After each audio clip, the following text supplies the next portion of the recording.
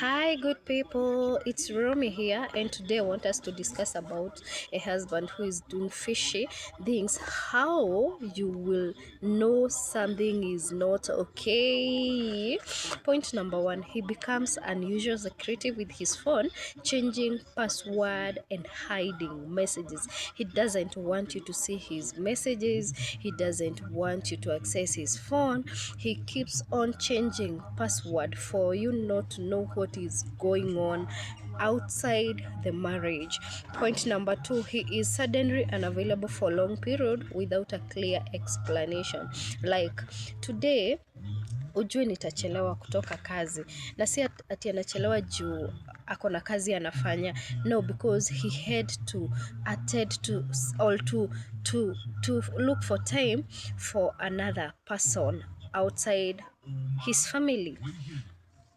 Point number three, he pays much more attention to his appearance than before without an obvious reason. How do I look? Tomorrow I am going to wear a white shoe and a white shirt, and remember you iron that trouser. Anafanyanga hivyo kila siku.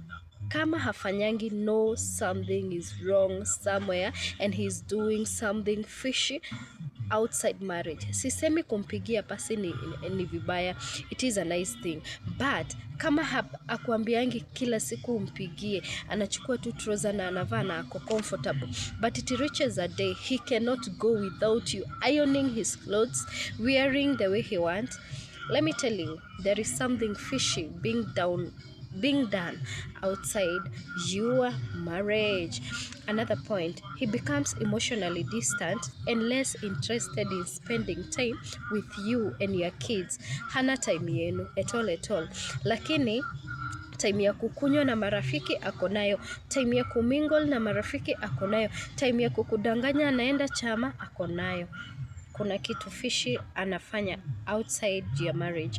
Another point is he frequently work late and has unexpected trip, birthdays that are difficult to verify. Haezi verify ati hiyo birthday itakuwa place fulani, at this time tutakuwa na huyu na huyu na huyu. Lakini anakudanganya akona trip anaenda ya kazi, akona birthday ana attend ya colleague, which is a lie. Akona side chick mahali, jua hivyo. Akona mtu mwingine mahali, jua hivyo. Another point, okay, he is defensive or angry when you ask simple question about whereabouts. Na leo umechelewa aje? You should not ask me such kind of a questions. Who are you to ask me? Si unakumbuka vile anakuongeleshanga?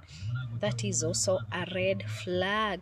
He is doing something fishy outside your marriage. Another point, he spent less time at home and seemed less engaged in his family activity.